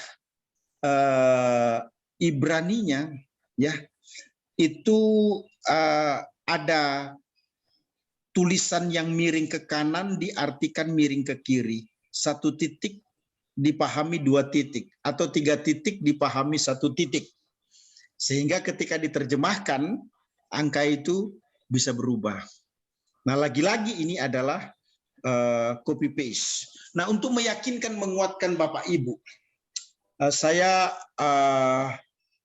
belum menulis tapi saya sepakat dan sudah membaca buku yang ditulis oleh Dr. Arnold Tindas, itu sangat baik sekali ya. Judulnya Ineransi, Ketaksalahan Alkitab. Pertama-tama kalau tidak salah diterbitkan di Manado, namanya Yayasan Daun Family. Daun ini bukan daun ini ya, bukan daun pohon ya. Daun itu nama orang, marga mungkin ya. Nah, kemudian yang kedua, kalau tidak salah cetakan kedua diterbitkan oleh Sekolah Tinggi Teologi Injil Indonesia, Yogyakarta. Yang ketiga oleh Harvest International Theological Seminary. Nah, silahkan cari buku itu. Itu buku baik sekali. Dia menjelaskan secara detail perbedaan lokasi, perbedaan jumlah, dan juga kata-kata yang kelihatannya ada kesalahan, bukan kesalahan tidak baik ya kalau menyatakan kesalahan ya, kekurang tepatan lembaga Alkitab untuk menerjemahkan ke dalam bahasa Indonesia. Nah, kalau memang sangat serius, silahkan dicari di kalangan mahasiswa ya. Buku itu ada. Saya kalau mengajar di kelas selalu menyarankan itu menjadi salah satu buku wajib untuk dibaca. Judulnya Ineransi, Ketaksalahan Alkitab, pengarangnya Dr. Arnold Tindas. Maka semua hal yang terkait dengan masalah kuantitatif maupun kualitatif di dalam Bible terjawab. Walaupun tidak semua itu dijelaskan satu persatu, tapi dengan membaca buku itu terwakili, terjawab perbedaan-perbedaan itu. Saya ulangi lagi, bahwa ineransi itu harus dipahami tak salah dalam naskah asli dan maksud tujuannya. Itu saya ulangi ya, ineransi ketaksalahan Alkitab harus dipahami dalam naskah asli dan maksud tujuannya. Begitu ya. Terima kasih Pak Pendeta Edwin. Anak, ya. Karena masih kalau demikian, kalau naskah asli itu adalah ineransi, nah sedangkan tadi dijelaskan bahwa kemudian itu kan sekarang ada disalin turun temurun. Nah, apakah kemungkinan juga terjadi ineransi di situ? Bagus, the best question ya. Bagus, itu rasional, pertanyaan yang rasional ya. Timbul pertanyaan, where? Di mana naskah original? Begitu kan? Di mana naskah original? Yang original ini yang saya maksudkan adalah contoh naskah yang ditulis oleh Musa. Contohnya kalau itu Pentatuk ya. Kalau kitab Wahyu, naskah yang ditulis oleh John, Apostle John. Ya, kita buka-bukaan aja lah malam ini ya, supaya keraguan itu terjawab melalui apologetik pada malam ini. Begini, apa yang tak lekang oleh panas dan yang tak lapuk oleh hujan? Tidak ada. Terus, di mana Anda duduk dan berdiri, 100-200 tahun kemudian, tempat Anda berdiri dan duduk dipastikan tidak bisa ditemukan. Karena tanah juga mengalami pergeseran. Ya toh? benda hidup saja itu mengalami perubahan, apalagi benda mati. Ini secara rasio saja ya, secara rasio. Nah, itu sebabnya kenapa tadi saya menjelaskan di abad kedua sampai abad ketiga itu baru ada struggle terkait dengan the word of God, yaitu firman Allah. Ikuti sesi ini, bibliologi ini memang saya memberikan porsinya lebih banyak, ya mungkin 3-4 kali pertemuan, karena ini sangat signifikan. Begini, naskah itu dapat dikatakan dalam kejujuran secara rasio sudah tidak ada. Kalau begitu timbul pertanyaan, kopinya ada enggak? Kopinya ada. Nah, yang saya mau sampaikan, kopi itu original enggak? Yang namanya disalin, yang namanya dikopi ya sudah tidak original. Walaupun sama dengan aslinya. Begitu loh. Bahasanya sekarang itu apa ya? Dilegalisir. Dilegalisir. Asli enggak itu? Jawabannya itu sah, valid. Tapi itu tidak asli. Namanya juga barang legalisir. Nah, begitu. Dalam pelajaran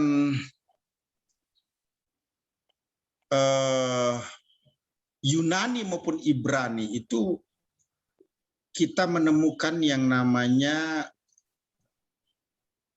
manuskrip to the point saja. Mungkin ada yang lagi antrian bertanya, ini saya langsung to the point aja. Begini, secara rasio untuk mengetahui manuskrip yang paling mendekati ori, ini bahasanya ori ya, itu manuskrip yang mana? Manuskrip yang paling tua. Gitu kan?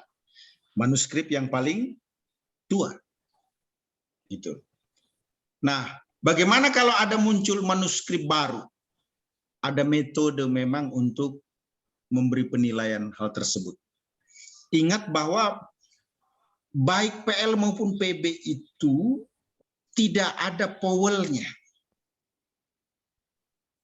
Tidak ada huruf hidupnya. Itu orang Manado bilang ini, tulis Jo dari awal sampai akhir nyanda ada DP jeda. Jadi batulis itu barente akan semua. Nggak ada dia pe spasi. Gimana itu ya terjemahannya gini. Tulisan naskah perjanjian lama maupun perjanjian baru itu adalah tulisan yang semuanya dalam bentuk konsonan, tidak ada vokalnya. Yang ditulis tidak ada jedanya. Tidak seperti kita dalam bahasa Indonesia, akan spasi, tetapi spasi, kamu spasi, pergilah. Begitu ya. Tidak ada. Tidak ada spasinya, akan nyambung. Bahkan tidak ada vowelnya, huruf hidupnya. Nanti para masoret atau ahli itu baru memberikan vokalnya, mengingat itu perjanjian lama tidak menjadi bahasa yang digunakan secara umum. Hanya digunakan di bait Allah, dan juga adanya diaspora. Banyak orang-orang Ibrani yang sudah meninggalkan tempatnya, yang mengalami kesulitan untuk membaca teks. Begini, pendekatannya dalam kehidupan orang Islam itu ada yang namanya Arab Gundul. Arab Gundul itu adalah bahasa Arab yang tidak ada vokalnya, huruf mati semua. Tapi itu pun juga word by word, kata per kata itu bisa ketahui. Namun PL dan PB itu tidak bisa. Jadi nempel semua dia. Nah, begitu, kira-kira begitu. Ya, terima kasih. Terima kasih Pak Anas. Ya, Terima kasih, baik terima kasih. Bapak Ibu sekalian. Kita masuk pada penanya kedua. Bapak Kapolres. Silakan. Ya, selamat malam Pak. Shalom, shalom, shalom, Kapolres Ya. kita. Apa kabar Ya. aman bangsa dan negara di Langoan? Ya, saya ingin bertanya Pak, mengenai penulisan Alkitab khususnya Perjanjian Lama, itu kan kejadiannya jauh berapa ribu tahun sebelum Masehi. Contoh misalnya kitab-kitab Taurat ditulis oleh Musa. Bagaimana itu menurut pemaparan Bapak tadi kan segala ditulis oleh para penulis sesuai dengan ilham dari Roh Kudus. Yang ingin saya pertanyakan, kejadiannya sudah begitu lama, bagaimana cara mereka mungkin mengingat atau mengalimatkan peristiwa-peristiwa itu. Yang kedua, ada pemikiran Alkitab kan itu benar dan iya. Yang menurut kami pemahaman artinya Alkitab itu isinya yang merupakan firman Tuhan, sedangkan Alkitab bentuknya itu hanya berbentuk buku. Kan dia bisa terbakar, kalau dalam keadaan terbakar dia bisa terbakar, bisa hangus, atau bisa basah kalau dalam keadaan banjir. Mohon penjelasannya. Dan yang ketiga, mengapa kitab-kitab Deuterokanonika tidak masuk dalam Alkitab, sedangkan saya banyak mendengar ada beberapa pendeta-pendeta dari kalangan Injili dalam penafsiran mereka memakai kitab-kitab Deuterokanonika itu. Terima kasih. Ya, terima kasih Pak Harni. Kapolres kita. Ya, ada 3 pertanyaan yang sangat baik. Yang pertama, sebutlah Musa. Iya. Apakah Musa sudah lahir waktu langit dan bumi diciptakan? Jangankan Musa, Adam aja belum lahir. Langit dan bumi diciptakan. Bukankah manusia itu ciptaan yang terakhir? Nah, kalau Adam dan Hawa saja tidak tahu bagaimana langit dan bumi diciptakan, apalagi Musa. Terlalu jauh hidupnya. Maka itu sebabnya perlu ada yang namanya revelation. Ya, perlu ada yang namanya revelation. Apakah itu bentuknya penglihatan, ya, atau mimpi? Bisa terjadi begitu. Sehingga Musa menuliskan itu. Tidak mungkin Musa tahu ngarang sendiri. Tidak mungkin. Jadi diberitahu dalam mimpi kah atau penglihatan. Itu kan bagian daripada pewahyuan yang bersifat khusus. Yang kedua, Alkitab itu yang tidak salah itu bukan kata-kata yang mematikan, tapi roh yang menghidupkan. Artinya begini, betul Alkitab itu harus ditulis dalam bentuk kata-kata. Tetapi yang disebut firman Allah itu bukan kertasnya, tapi konten atau isinya. Kita perlu menghargai Alkitab, jangan dibuang, jangan sampai basah, ya. Harus dijaga, ya. Tapi Lembaga Alkitab Indonesia kan selalu nyetak Alkitab, ya. Berarti ada 2 kemungkinan. Satu, orang Kristen, satu orang bisa punya Alkitab 3 atau 4 atau 2 dan sebagainya. Atau Alkitab yang lama kemudian dibuang, tidak bermaksud mengajarkannya, ya. Kemudian menemukan yang baru. Kan begitu kan? Dibuang karena sudah terlalu banyak dicoret-coret, seperti saya waktu terima Yesus. Alkitab saya terlalu banyak dicoret, dikasih warna-warna dan sebagainya. Ketinggalan, hilang dan sebagainya dengan tidak unsur sengaja, ya. Jadi lebih kepada isinya, Pak, ya. Isinya. Ingat bahwa ketika kita membaca Alkitab, Roh Kudus kan menerangi hati kita yang membuat firman itu hidup, di dalam diri kita. Itulah yang disebut dengan firman Allah. Begitu ya. Nah, Deuteronomikat tidak termasuk Alkitab. Iya. Sepakat, Pak. Sepakat. Di antara PL dan PB itu tidak bisa disebut firman Allah sebab kalau kita melihat secara keutuhan ada cacatnya. Seperti telur, kalau dia busuk, ini ilustrasi doang ya. Lagi pula ini ilustrasi, jangan salah dipahami ya. Seperti telur kalau dia busuk, satu. Kemudian diaduk dengan telur yang tidak busuk lagi, maka telur yang tidak busuk itu akan sama-sama dibuang dengan telur yang busuk karena dia diaduk. Saya tidak berkata Deuteronomika itu busuk ya, bukan itu maksud saya. Tapi dalam keyakinan Protestan, yang ada hanyalah Kejadian sampai Maleaki, Matius sampai Wahyu. Begitu ya.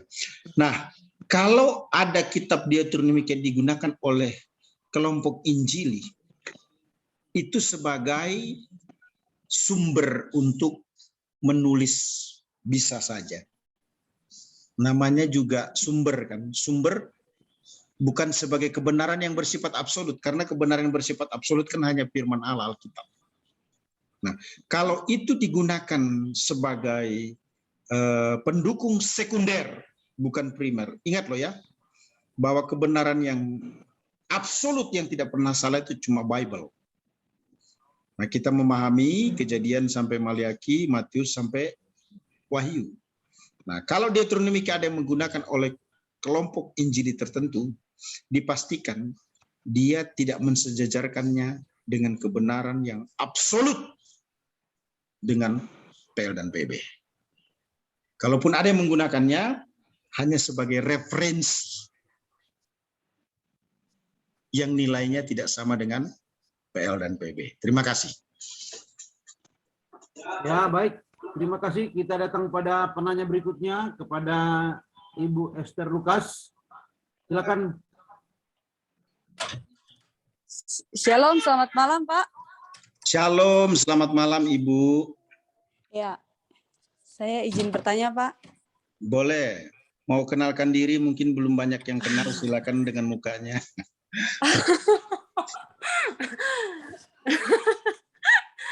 Minta maaf, Pak. Saya lagi suap anak ini. Oke, it's okay, no problem. I'm sorry. Silakan. Ya, tadi saya sudah dengar bahwa penjelasan Bapak tentang Alkitab. By the way, ini Ibu posisi di mana sekarang? Saya di Makassar, saya istri dari Bapak Makassar. Randi, Pak. It's good, ya. Ya. Oh, it's good. Ya, silakan. Baik, Pak. Tadi penjelasan Bapak tentang Alkitab bahwa Alkitab itu 100% firman Tuhan. Nah, kita tahu bahwa di dalam Alkitab itu ada daftar-daftar keturunan, Pak. Contohnya seperti si A memperanakan si B dan si B memperanakan si C dan selanjutnya. Mengapa keturunan-keturunan ini disebut firman Allah? Itu saya, Pak. Oh, bagus. The best question. Terima kasih, Pak. Kelihatannya kalau keturunan-keturunan itu enggak sakti banget ceritanya ya. Kelihatannya kalau keturunan-keturunan itu ya biasa normal, enggak ada yang spesial dari cerita itu ya. Ya, namanya juga keturunan-keturunan lah normally, enggak ada sesuatu yang sangat khas. Nah, begini. Firman Allah itu disebut firman Allah itu apakah ada pada peristiwanya atau kekuatannya ada pada pengilhamannya? Saya ulangi. Alkitab itu disebut firman Allah, itu strongnya ada di mana? Ini dulu, supaya tidak bias berpikirnya. Ada pada ceritanya, ada pada sejarahnya, ada pada kejadiannya, ada pada keterangannya, atau ada pada sang pemberi inspirasi atau penulis teks, yaitu Roh Kudus. Itu dulu. Karena jangan lupa, Kalau pertanyaan Ibu Esther ini keturunan-keturunan, masih bisa ditolerir. Tapi bagaimana dengan Matius pasal 4 ayat 1 sampai dengan 11? Itu ada dialek antara iblis dengan Yesus Kristus. Perkataan iblis ada di situ. Kok bisa firman Allah?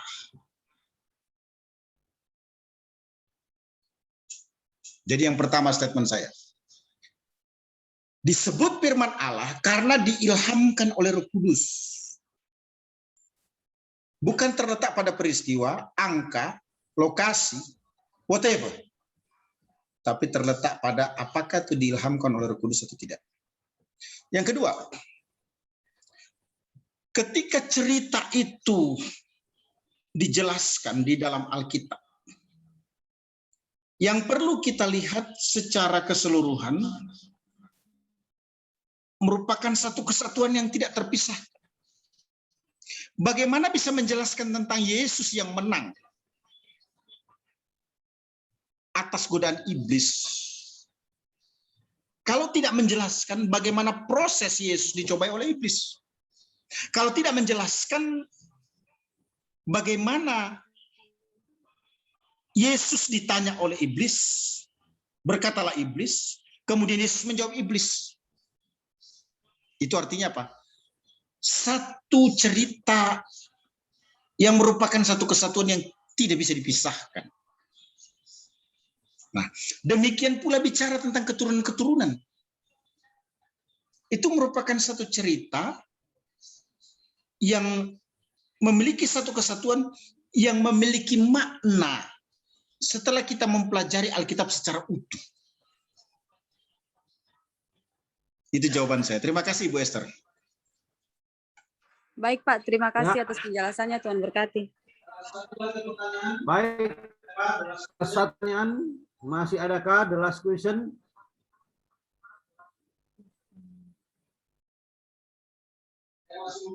Saya masih memberi kesempatan satu orang untuk bertanya.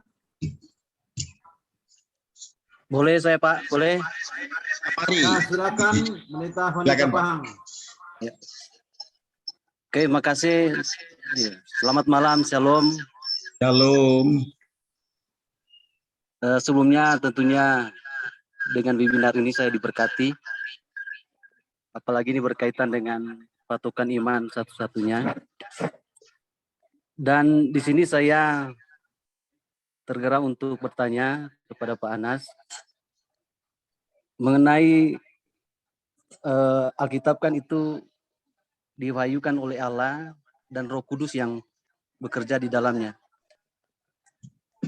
Yang saya mau tanyakan berkaitan dengan peran Roh Kudus, apakah peran Roh Kudus itu sama dengan orang yang menjadi pemberita isi Alkitab? Tadi sempat saya simak masalah penulisan Alkitab. Di sana Roh Kudus yang mengilhami para penulis, kemudian dikaitkan dengan penerjemah, karena yang ada di tangan kita itu sudah dari terjemahan dari beberapa kali. Kita bisa menerima bahwa itu semua Roh Kudus yang terlibat di dalamnya. Nah, berkaitan dengan pemberita Injil atau yang menyampaikan Alkitab, apakah Roh Kudus masih punya kuasa atau berperan sama dengan pemberita Injil? Tadi pun saya sempat simak, Pak Hanas sempat menyebutkan bahwa kadangkala itu bisa jadi keliru karena kemampuan daripada pengkhotbah atau lain sebagainya. Nah, yang jadi pertanyaan, apakah peran Roh Kudus itu memang masih sama atau tidak? Nah, kemudian yang kedua, berkaitan dengan Injil. di Alkitab kita tahu bahwa ada 4 Injil yang ditulis, yaitu Matius, Markus, Lukas, dan Yohanes. Yang menjadi pertanyaan, mengapa Roh Kudus menuntun keempat penulis ini untuk menuliskan kitab yang semua boleh dikata sama?